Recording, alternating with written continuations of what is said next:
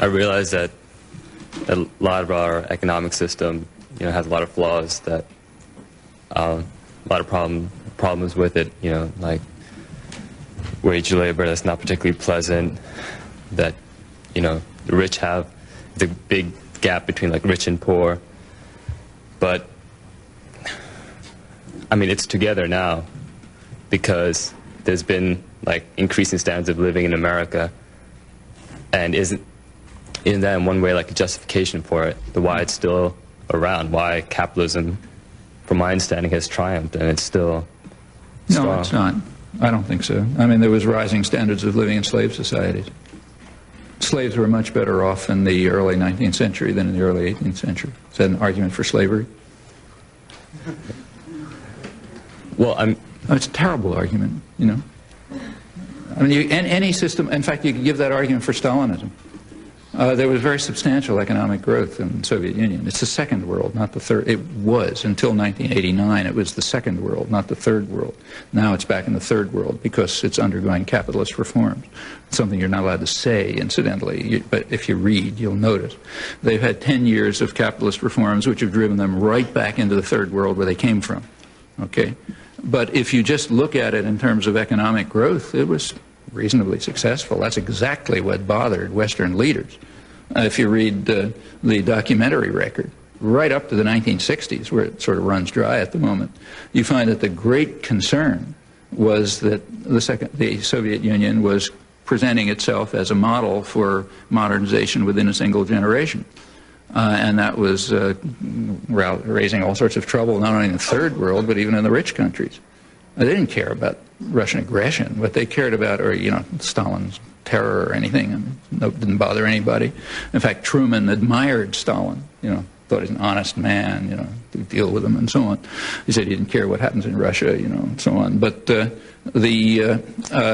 same with Churchill, incidentally, who was defending Stalin in cabinet meetings as a great man, and so on and so forth. They kill as many people as they want. That's irrelevant.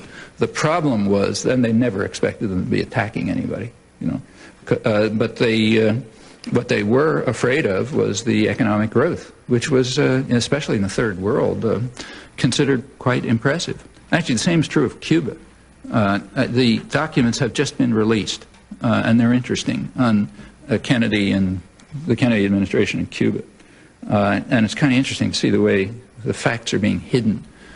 So, for example, just to illustrate, when, this thing is going on at the World Trade Organization, the European Union has brought charges against the United States for violating the World Trade Organization agreements with the Helms-Burton Act and the Cuban embargo altogether.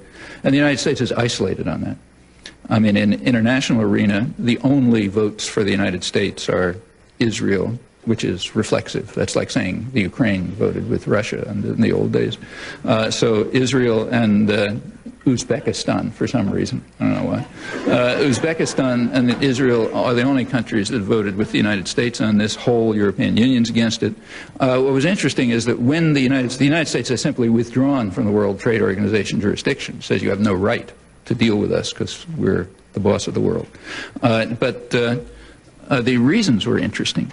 The reasons were that this is a policy that goes back, they said falsely, to the Kennedy administration. We've had 3 decades of a policy of overthrowing the government of Cuba, and the European Union has no right to challenge our policies. That was Stuart Eisenstadt, the government spokesman. Well, there was no reaction to that. It's kind of interesting in itself. It's taken for granted that we have a right to overthrow another government if we feel like it, and if anyone challenges that, they're off base.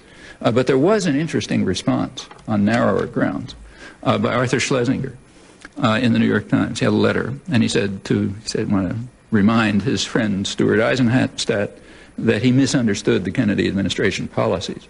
The policies, he said, were based on, I'm quoting, Castro's troublemaking in the hemisphere and the Soviet connection. But now that's passed, so it's an anachronism. Well, as Schlesinger was, here comes the discipline of the educated classes, for example, the people in Fletcher School and so on, who certainly know what I'm going to tell you right now.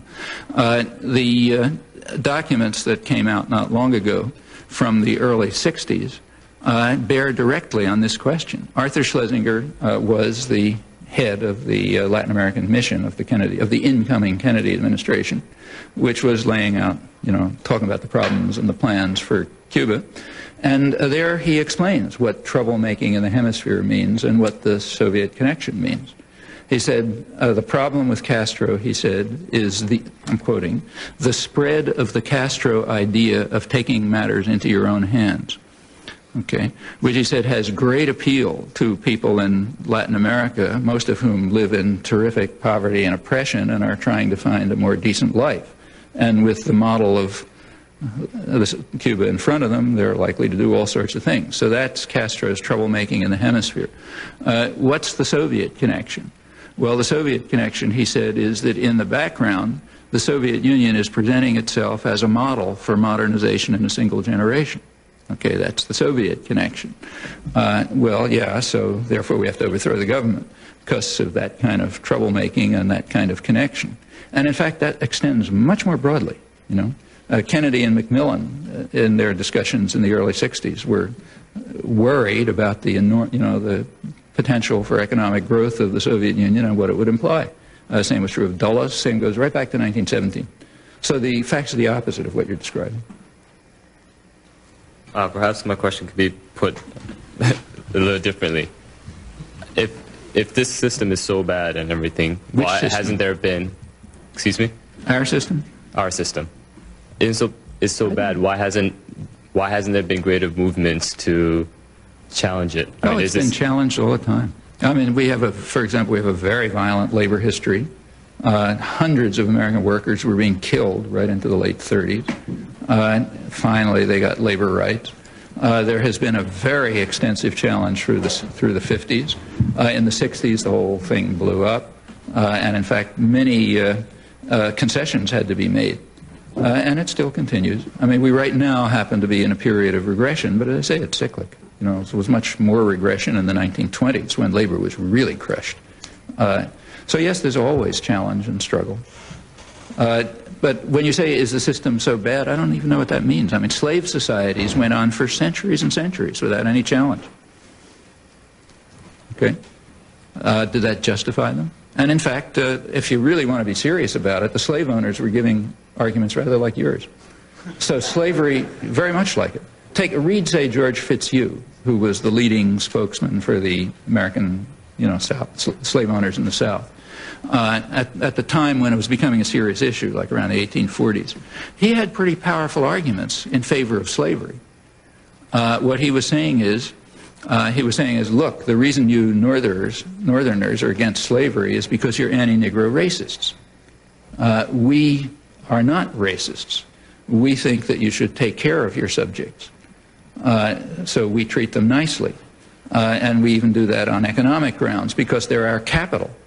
Like if I make an anachronistic analogy, if I buy a car and you rent a car, okay, and somebody comes a year later and has a look at the two cars, which car is going to be in better shape? Okay, well, mine, because I own it, so I'm going to take care of it. Not yours, because you rent it and you can just throw it away and get another one, okay? That's exactly Fitzhugh's argument. He says, look, we own people, you just rent them, so therefore we take care of them.